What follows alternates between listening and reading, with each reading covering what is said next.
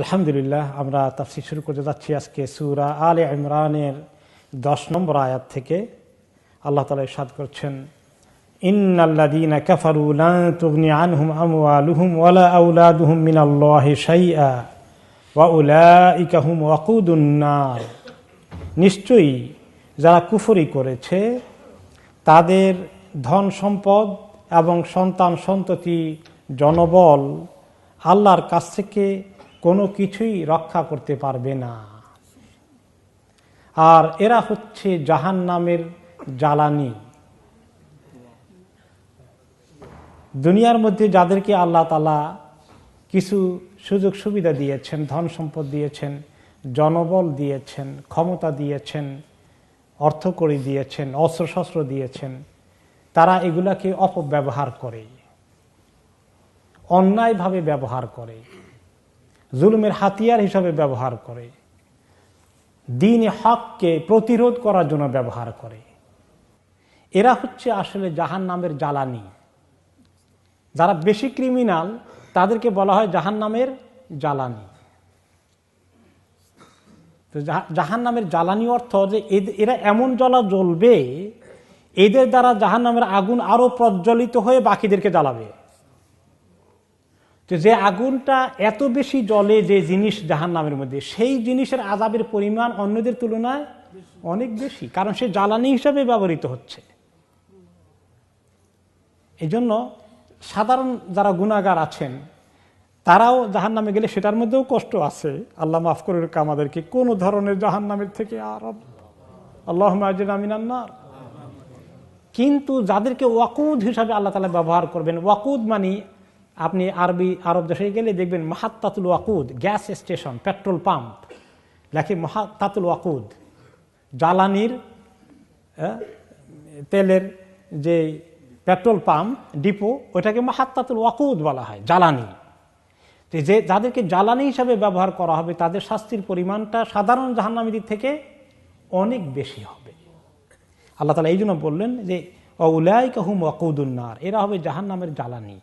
এদের দ্বারা জাহান্নামের আগুনকে আরো বাড়ানো হবে তেজ, জাহান্নামের খোরাক এগুলো হবে, বাকিগুলো তো জ্বলবে, এরা জ্বালানি হিসাবে ব্যবহৃত হবে।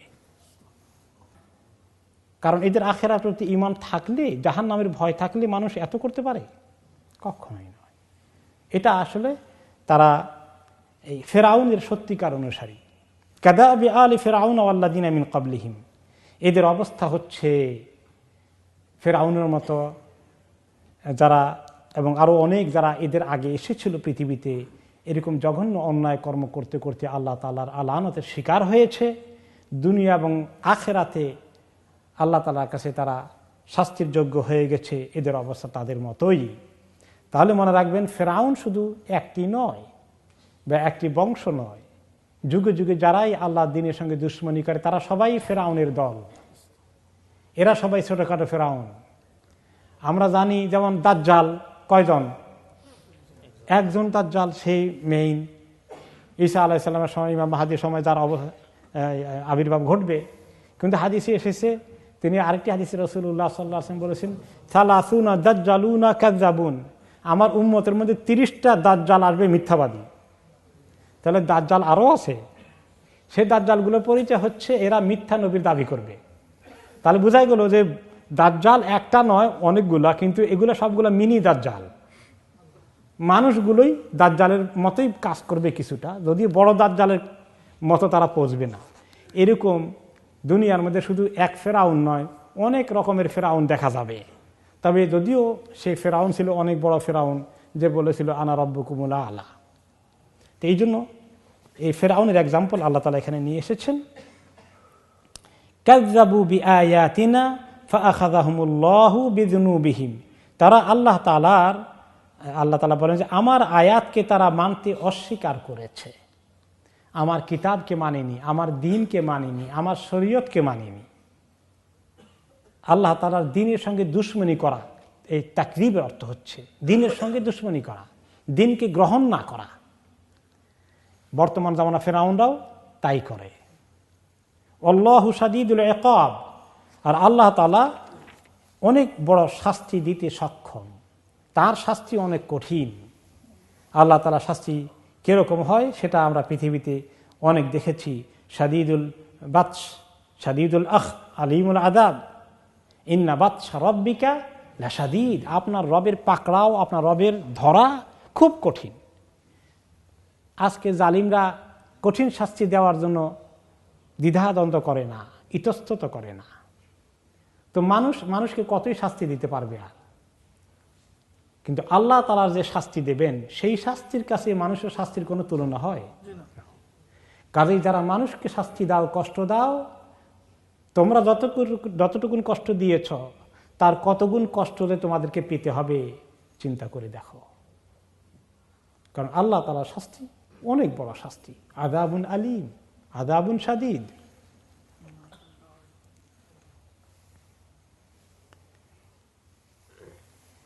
এরপরে আল্লাহ তাআলা কাফেরদেরকে এবং দ্বীনের দুশমনদেরকে আবার আল্লাহ তাআলা বলছেন, কুল লিল্লাযীনা কাফারু সাতুগলাবুনা ওয়া তুহশারুনা ইলা জাহান্নামা ওয়া বিসাল মিহাদ। আপনি বলে দেন যারা কুফরি করেছে, অচিরেই তোমরা পরাজিত হবে এবং তোমাদেরকে জমায়েত করা হবে জাহান্নামের দিকে নেওয়ার জন্য, সেটা হবে অনেক খারাপ ঠিকানা। এই আয়াতের উপলক্ষে বলা হয় যে বদরের যুদ্ধের পরে মদিনার ইহুদি সম্প্রদায় নবী করিম সাল্লাল্লাহু আলাইহি সাল্লামকে বলেছিলেন, বদরের যুদ্ধে মুসলমানরা মোটামুটি উৎসাহিত হয়েছে, ইহুদিদেরকে সাবধান করে দিল যে তোমরা দুশমনী করো না। তারা তখন বলা শুরু করে দিল এবং বলা হলো যে তোমরা মুসলিম হয়ে যাও। তখন তারা বলা শুরু করে দিল যে মক্কার কাফিরদের কোনো যুদ্ধ সম্পর্কে জ্ঞান আছে নাকি? তাদের সঙ্গে যুদ্ধে বিজয় লাভ করে আপনারা খুব বেশি উৎসাহিত হয়ে গেছেন না? আমাদের সঙ্গে যুদ্ধ হলে টের পাবেন। এরকম তারা চ্যালেঞ্জ করা শুরু করে দিল। তখন আল্লাহ তাআলা বললেন, এই কাফেরদেরকে বলে দেন আপনি যে তোমরা অচিরেই পরাজিত হবে। শুধু পরাজিত হবে না, দুনিয়াতেও তোমরা যেমন লাঞ্ছনা পাবে, আর মরে গেলেই তোমাদেরকে জমায়েত করা হবে জাহান্নামের জন্যে। ওয়া বিসাল মিহাদ, অত্যন্ত খারাপ ঠিকানা। তাহলে দুনিয়াতেও আল্লাহ তাআলা অনেক কওমকে এরকম শাস্তি দিয়েছেন, কিন্তু কোন কোন কওমের শাস্তি পেতে দেরি হয়েছে। কোন কোন জালিম বহুদিন পর্যন্ত জুলুম করেছে, শেষ পর্যন্ত আল্লাহ তাআলার ধরা খাওয়া লেগেছে এবং আল্লাহ যখন ধরেন তখন তাকে আর ছুটতে দেন না। এরপরে আল্লাহ তাআলা একটা এক্সাম্পল দিলেন, হক এবং বাতিলের মধ্যে প্রথম যে সংঘর্ষ হয় বদরের ময়দানে, ওই সময় আল্লাহ তাআলা কিভাবে সাহায্য করলেন মুসলিমদেরকে। দুনিয়ায় যারা আজও ইসলামের দুশমনী করে তাদেরকে আল্লাহ তাআলা এর মাধ্যমে মেসেজ দিতে চান। قد كان لكم آية في فئتين التقتا فئة تقاتل في سبيل الله وأخرى كافرة يرونهم مثليهم رأي العين والله يؤيد بنصره من يشاء إن في ذلك لعبرة لأولي الأبصار। তোমাদের জন্য মদিনার ইহুদি হোক, মক্কার আশেপাশে যারা কুফরি শক্তি ছিল এবং মদিনার আশেপাশে, তাদেরকেও সবাইকে লক্ষ্য করে আল্লাহ তাআলা বলছেন, এর মাধ্যমে পৃথিবীর যে কোনো যুগের যে কোনো দিনের দুশমনদেরকে সবাইকেই আল্লাহ তাআলা বলছেন যে তোমাদের জন্যে শিক্ষণীয় বিষয় আছে, চিহ্ন আছে, আলামত আছে, এক্সাম্পল আছে।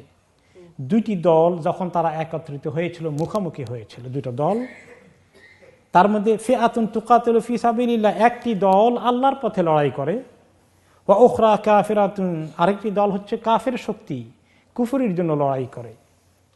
ইয়ারাউনাহুম মিসলাইহিম রাইয়াল আইন, তারা ওদেরকে দেখে তাদের নিজ চোখে, এদের ডবল ডবল দেখে পরিমাণ ওয়াইজ। ওয়াল্লাহু ইউআইয়িদু বিনাসরিহি মান ইয়াশা, আল্লাহ তাআলা যাকে চান তার সাহায্য দ্বারা মদদ করেন এবং তাদেরকে বিজয় দান করেন। ইন্না ফি যালিকা লাইবরাতান লিউলিল আবসার, এই ঘটনার মধ্যে যাদের দৃষ্টি আছে, যাদের বুঝ আছে, যাদের জ্ঞান আছে, যাদের চিন্তা শক্তি আছে, তাদের জন্য অনেক শিক্ষার বিষয় রয়েছে। তাহলে বদরের যুদ্ধে মুসলমানদের সংখ্যা ছিল কত? 313 জন। আর কাফেরদের সংখ্যা কত ছিল? 900 থেকে 1000-1000-এর কাছাকাছি। তো এই যে দুটো দল আসলো এবং মুসলমানদের অস্ত্র শস্ত্র কি ছিল? একেবারে মানে এত নগণ্য, কোনো তুলনা করার বিষয় নয়। অপরপক্ষে কাফেরদের সঙ্গে ছিল, তারা সম্পূর্ণ সজ্জিত ছিল।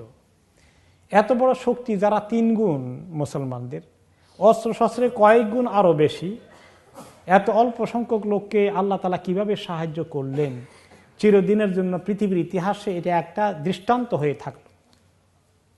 আজও যারা নিজের শক্তির মহড়া দান করে, তারা জানা উচিত যে আল্লাহ সাহায্য করতে চাইলে অল্প শক্তির অধিকারীদেরকেও আল্লাহ তাআলা সাহায্য করতে পারেন, বড় শক্তির অধিকারীদেরকে আল্লাহ পরাভূত করে দিতে পারেন।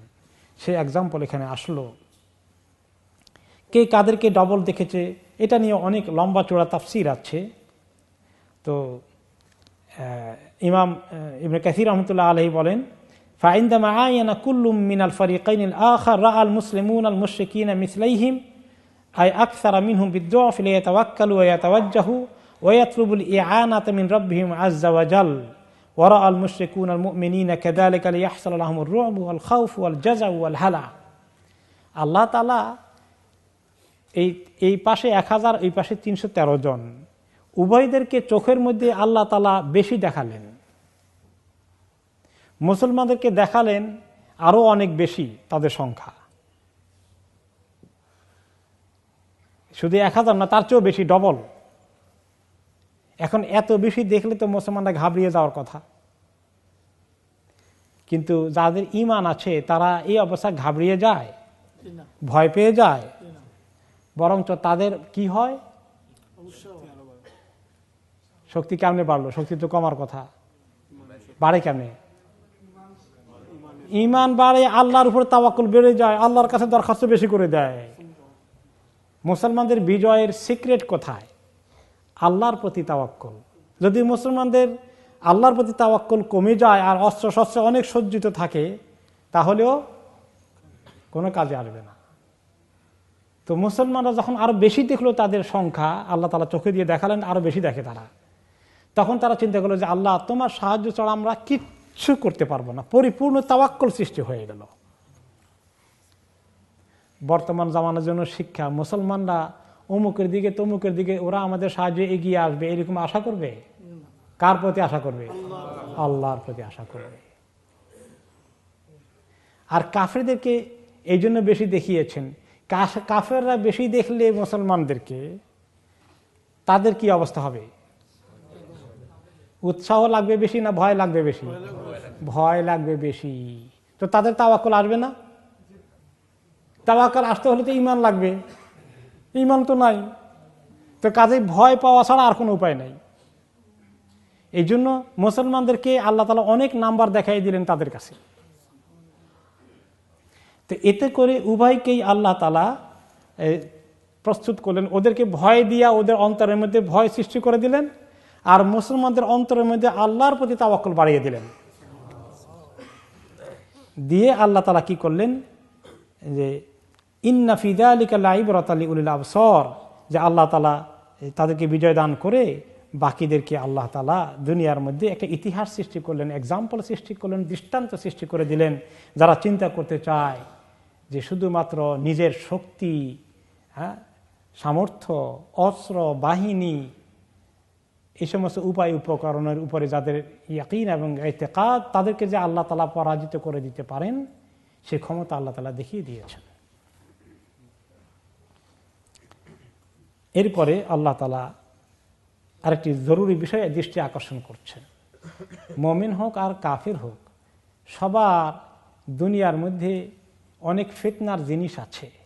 মুসলমানদের জন্য ইমানি কমতি হওয়া, ইমান হারানো কারণ হতে পারে, আর কাফেরদের জন্য ইমানকে না আসার জন্য, না গ্রহণ করার জন্য ফ্যাক্টর যেগুলো, সেগুলোকে আল্লাহ তাআলা পরবর্তী পর্যায়ে আলোচনা করবেন, এবং এগুলো থেকে মুসলমানরা কিভাবে এগুলোর ফিতনা থেকে বাঁচবে আর অন্যরাও একটু চিন্তা করবে, সে সম্পর্কে আল্লাহ তাআলা দৃষ্টি আকর্ষণ করে বলছেন, যুয়িনা লিন-নাসি হুব্বুশ শাহাওয়াতি মিনান নিসাই ওয়াল বানিনা ওয়াল কানাতিরিল মুকানতারাতি মিনাজ যাহাবি ওয়াল ফিদ্দাহ ওয়াল খাইলিল মুসাওওয়ামাতি ওয়াল আনআমি ওয়াল হারথ যালিকা মাতাউল হায়াতিদ দুনিয়া ওয়াল্লাহু ইনদাহু হুসনুল মাআব।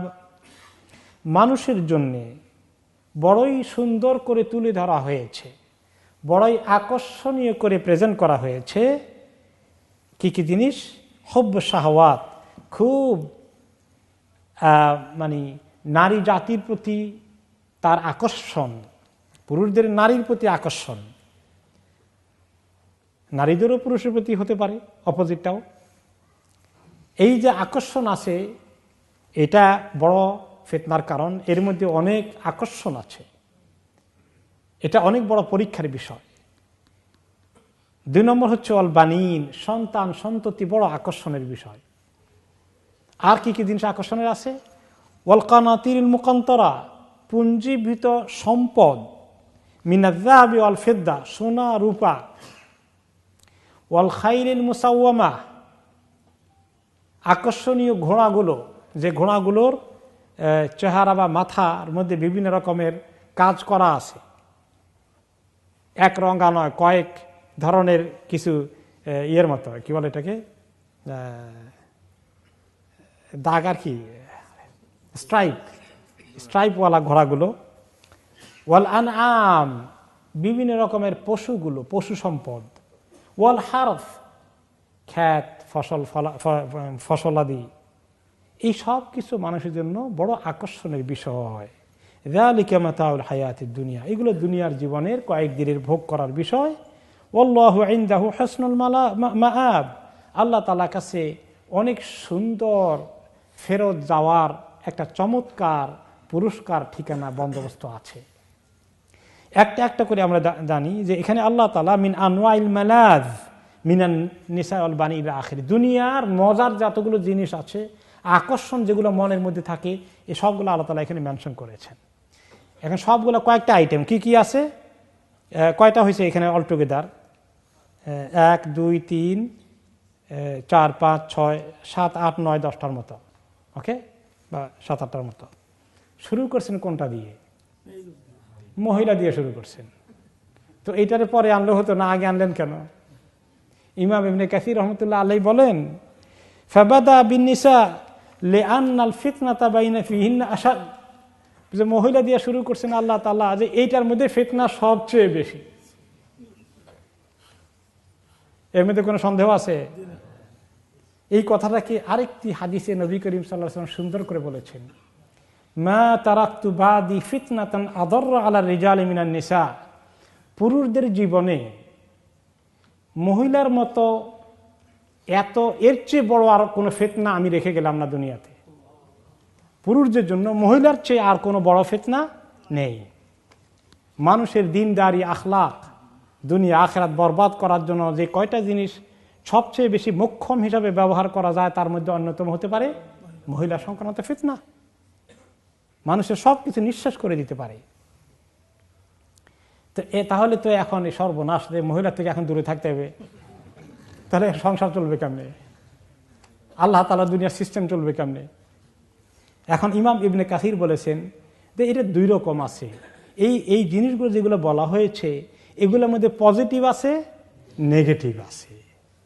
নেগেটিভ কিভাবে হয়? দুনিয়ার এক্সাম্পল আর উদাহরণ দিয়ে বুঝিয়ে দেওয়া লাগবে?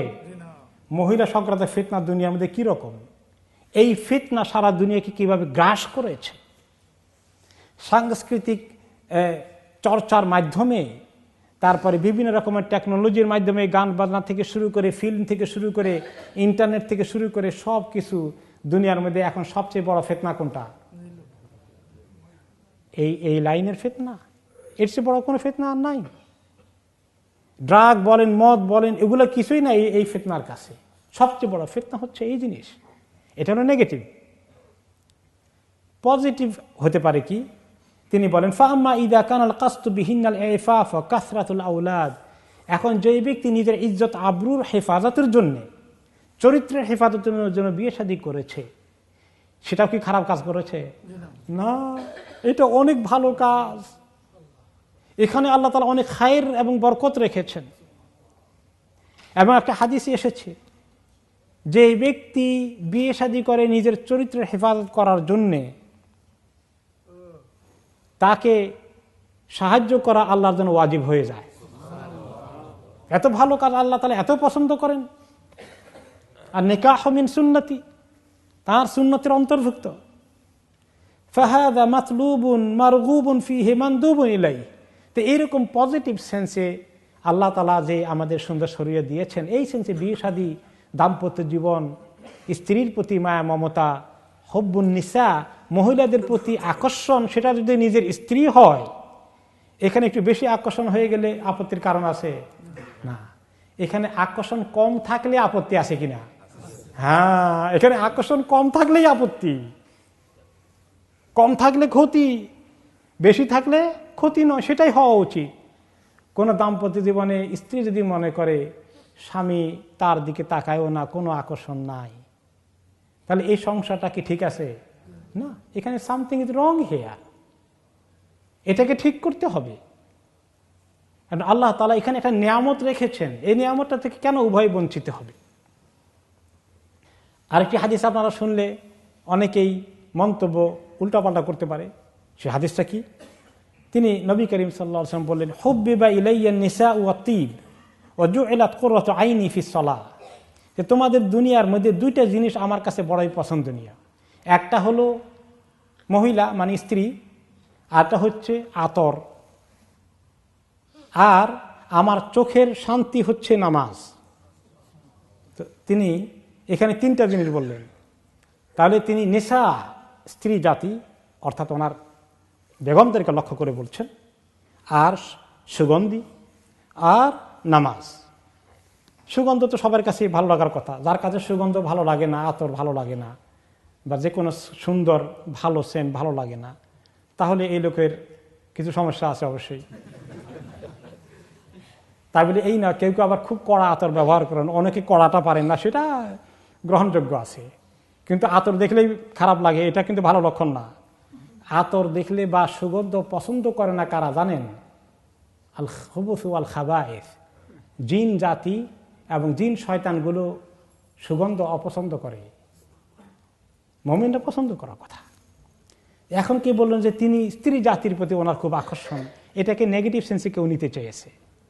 কিন্তু এতক্ষণ আমরা যা কিছু বললাম, তিনি যাদেরকে বিয়ে শাদী করেছেন তাদের প্রতি ওনার আসক্তি হওয়া, তাদের প্রতি ওনার পছন্দ হওয়া, তাদেরকে দেখলে ওনার খুশি লাগা, তাদের প্রতি আকর্ষণ সৃষ্টি হওয়া, এটা কি খারাপ? নো, এটাই তো হওয়া কথা, এটাই তো স্বতঃসিদ্ধ। এই কথাই তো আল্লাহ তাআলা বলেছেন কোরআনে পাকের মধ্যে, যে ওয়াজআলা বাইনাকুম মাওয়াদ্দাতাম ওয়া রাহমা। আল্লাহ তাআলা মেহেরবানি করে তোমাদের দাম্পত্য জীবনের স্বামী স্ত্রীর মধ্যে মাওয়াদ্দা, ভালোবাসা তৈরি করে দিয়েছেন। এই ভালোবাসার মধ্যে আকর্ষণ না থাকলে ভালোবাসা হয়? দেখতে পারি না তো ভালোবাসা আছে আর কেমন হবে? তো এটা তো আল্লাহ তাআলা দিয়েছেন এই মহব্বত। এই মহব্বত সম্পর্ক ধরে রাখার জন্য এটা বড় রক্ষা কবচ, বড় লিঙ্ক। এটা না থাকলে সংসার টিকবে না। এটা আল্লাহ তাআলার কুদরতের একটা লক্ষণ যে তিনি এই নিয়ামত দিয়েছেন স্বামী স্ত্রী দাম্পত্য জীবনে।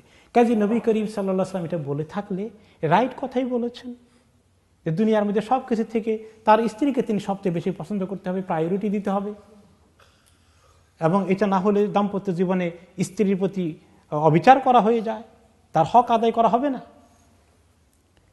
আর অজুয়েলাত কুররাতু আইনি ফিস সালাহ, আর আমার আসল শান্তি, চোখের শান্তি হচ্ছে, চোখের আমার শীতল হওয়ার কারণ হচ্ছে নামাজ। এখানে আরেকটি হাদিস এর সঙ্গে যোগ করতে পারেন,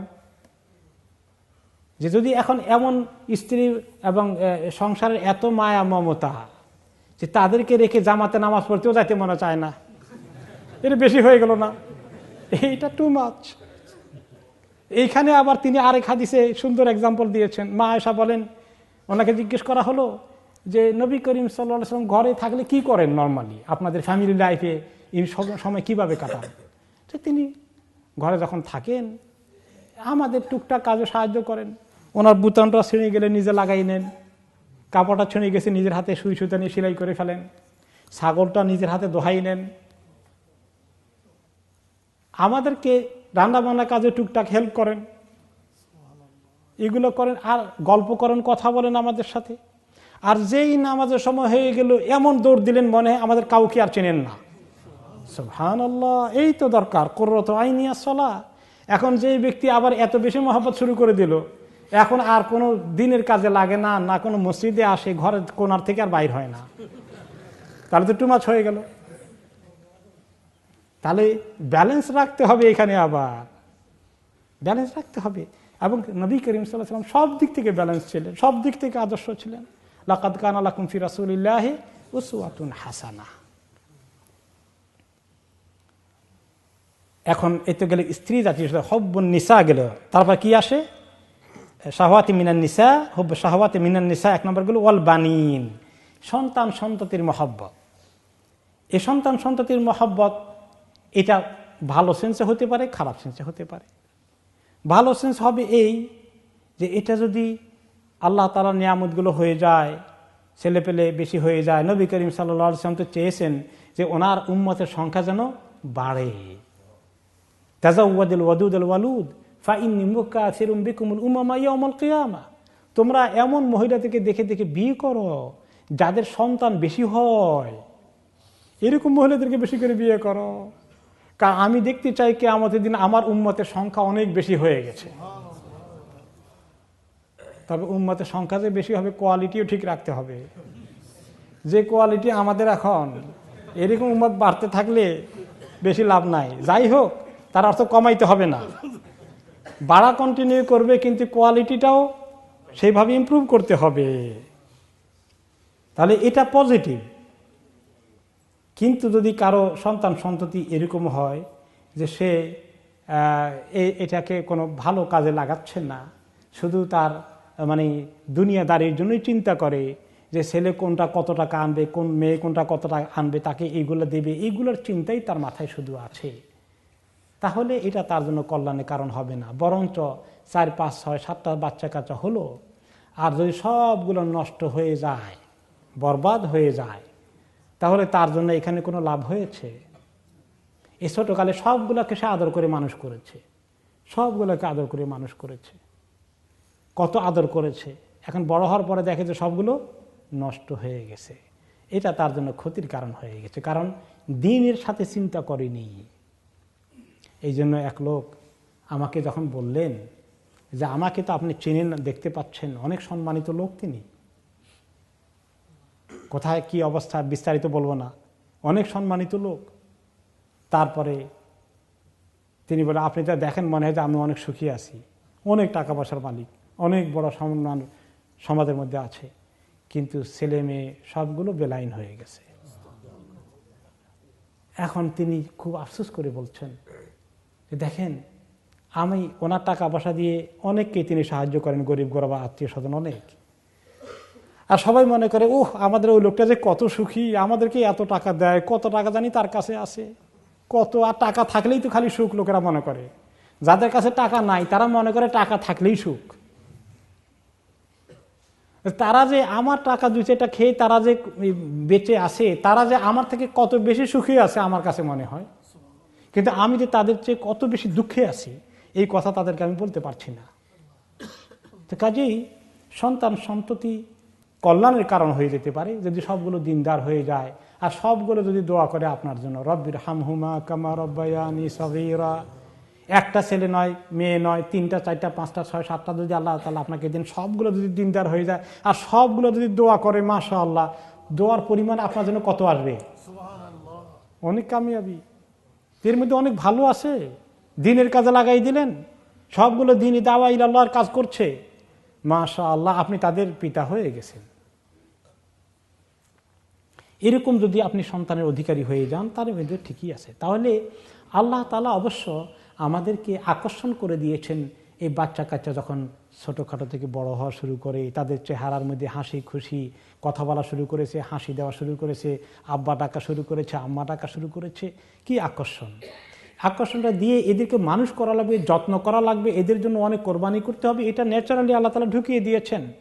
উদ্দেশ্য হচ্ছে এদেরকে ভালো মানুষ বানানো আপনার তদারকির মাধ্যমে। সেই দায়িত্ব পালন না করলে ক্ষতি আছে। কিন্তু যদি আপনি পালন করেন যে আমি আল্লাহর বান্দাগুলোকে মানুষ করব, দিনদার বানাবো, তাহলে কিন্তু এই সন্তানের প্রতি আকর্ষণটা যেটা ছিল এটা পজিটিভ আছে। আর যদি থাকে খালি রুজি করে খাওয়াবে, তাহলে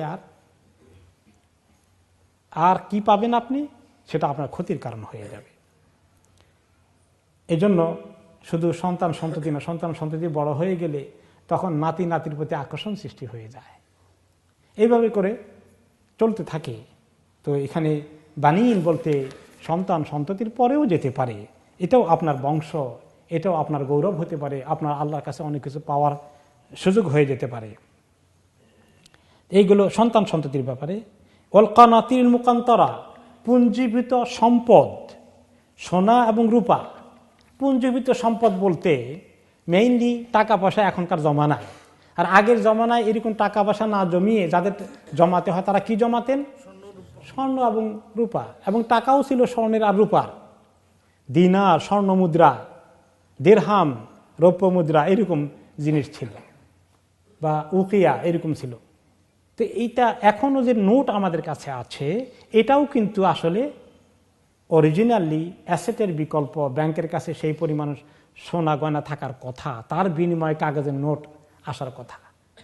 তো আসলে এই সোনা রূপা বলতে অর্থকরী সব কিছুই ইনক্লুড করেছে।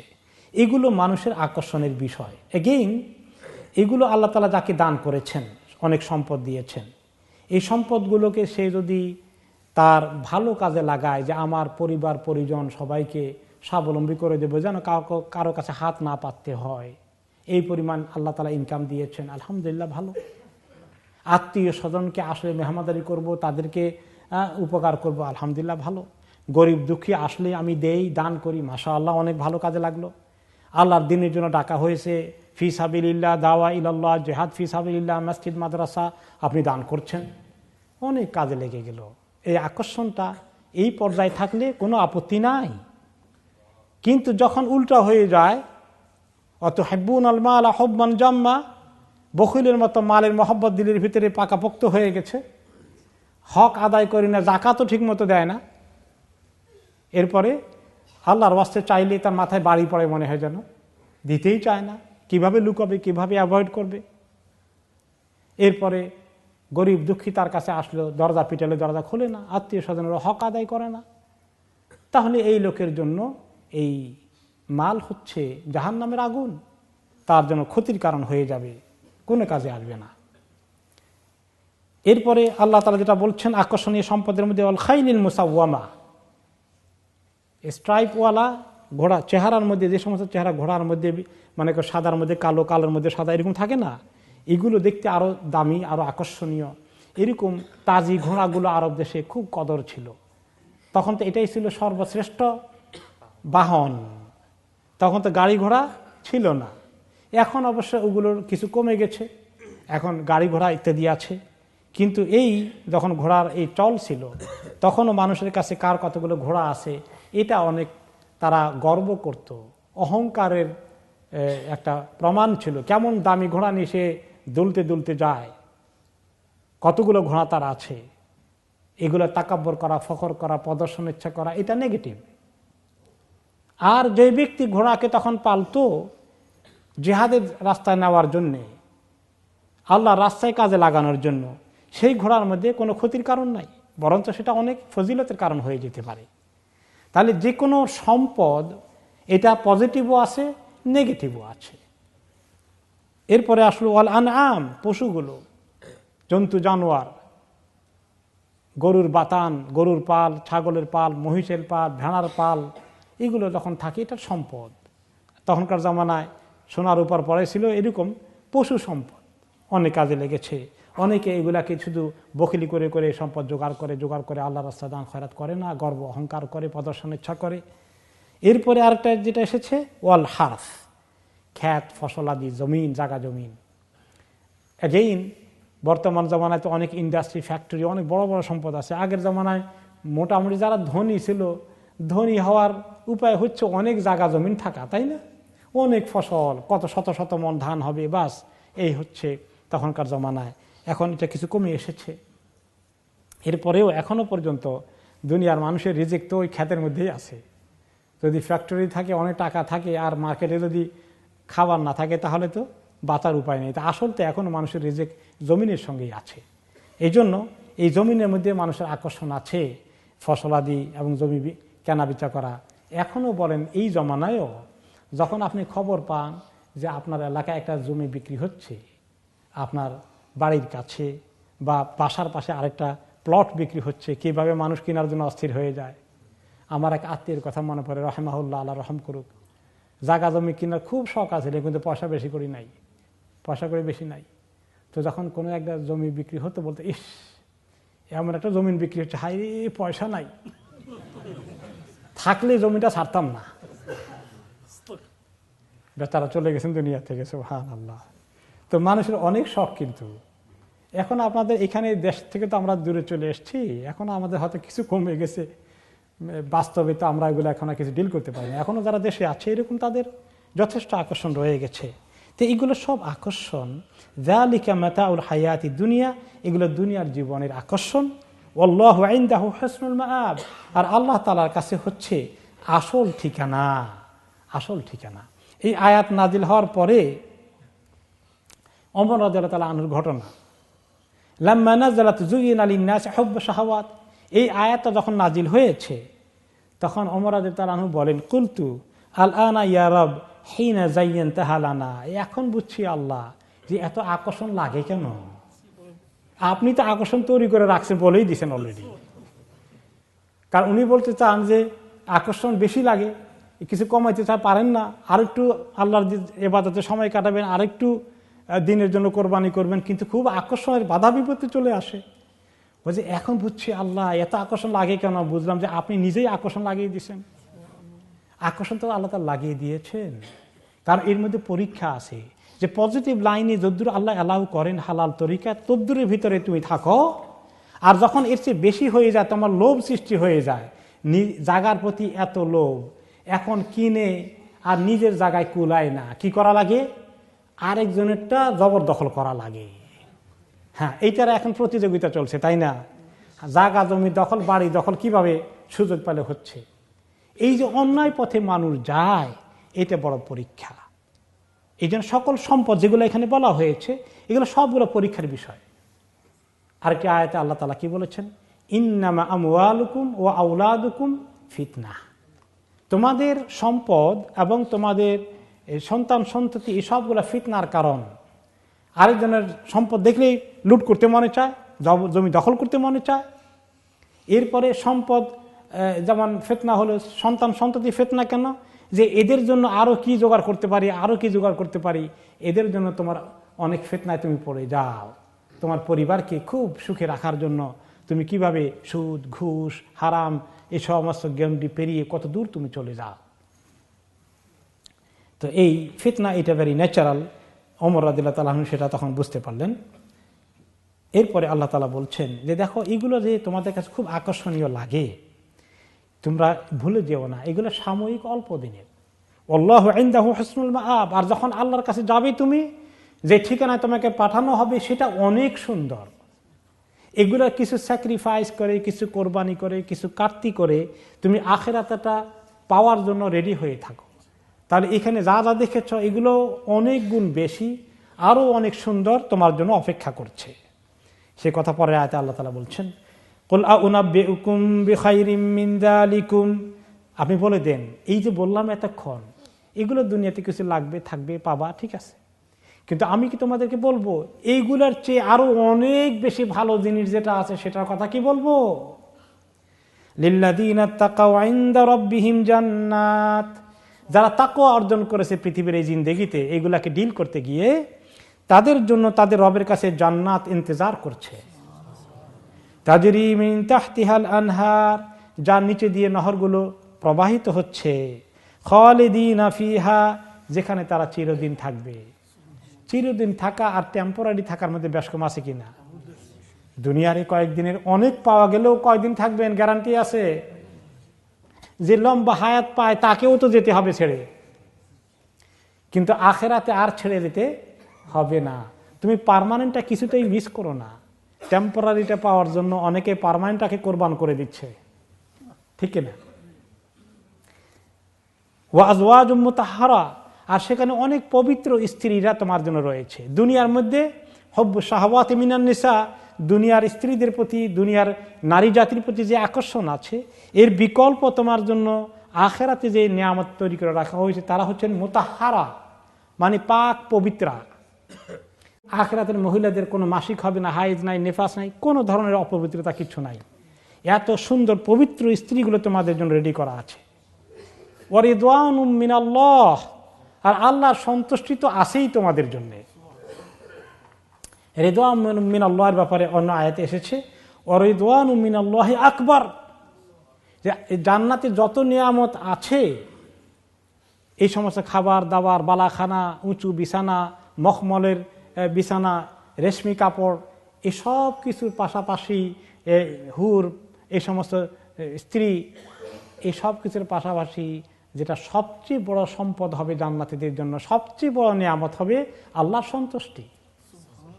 রিদওয়ানুম মিনাল্লাহি আকবার, সেটা হচ্ছে সবচেয়ে বড় পাওনা, সেটা তোমাদের জন্য অপেক্ষায় থাকবে। এই জান্নাতের জন্য তোমরা তৈরি হও, এবং এই কারণে দুনিয়ার এই সম্পদ থেকে, নারী থেকে, এগুলোর থেকে তোমরা হালালের বাইরে হারাম, বখিলি করতে গিয়ে অন্যায় করা, এগুলোর এই ফিতনা থেকে বেঁচে থাকো। এগুলা তোমরা আকর্ষণ কিছু কমাও। এই সেন্সে একটু আগে এক্সাম্পল আসলো যে নবী করিম সাল্লাল্লাহু আলাইহি ওয়াসাল্লাম মহব্বত করতেন, সবচেয়ে প্রিয় জিনিস আতর, তার স্ত্রী। নামাজের সময় হয়ে গেছে, মনে হয় আর কাউকে চেনেন না। দিনের ব্যাপারে কম্প্রোমাইজ করা যাবে না। এই লেভেল পর্যন্ত থাকবে, এর বেশি গেলেই তোমাদের জন্য ক্ষতি হবে, আখিরাতেটা মিস করে ফেলবা। এখন এই অবস্থা আল্লাহ তাআলা কাদেরকে দেবেন?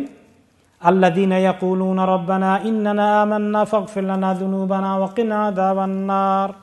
যারা এই জান্নাত পাবে, এইখানে সংক্ষিপ্ত আকারে তাদের কিছু কয়েকটি গুণ বলছেন, আমরা 2-3 মিনিটে শেষ করে দেব এই গুণগুলো। একটা হচ্ছে যারা বলে রেগুলার দোয়া করে যে আল্লাহ, আমরা আপনার প্রতি ঈমান এনেছি, ফাগফির লানা যুনুবানা, আল্লাহ মেহেরবানি করে আমাদের গুনাহগুলোকে মাফ করে দেন। ঈমানদার হয়ে গেলে নেক আমল করলে কি আর কোনো গুনাহ হয় না? হয়ে যায়। কুল্লু বনি আদম খাত্তা, সব বনি আদমের গুনাহ হয়।